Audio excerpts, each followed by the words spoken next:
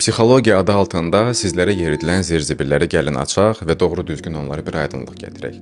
Bütün travmalar uşaqlığa və hətta valideynlərə dayanır.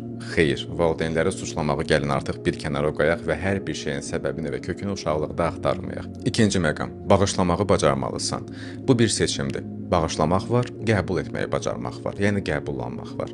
Bəzi insanları bağışlamaq heç mümkün deyil, amma müəyyən qədər də olsa qəbullanmaq olar ki, bu insan belədir və artıq bundan heç nə eləmək olmaz. Bu adam dəyişməz. Amma var insanlar, onlara bağışlamaq mümkün deyil. Bu çünki bizim prosesimizdir, bu bizim bir parçamızdır, bu bizim bir tərəfimizdir və bu normadır bəzən. Hər şeyi bu qədər stabilləşdirib və standart rutinlərə, standart monotiplərə sığdırmağımız etik sayılmır. Üçüncü növbədə isə öz istədiklərinin arxasıca get fikri.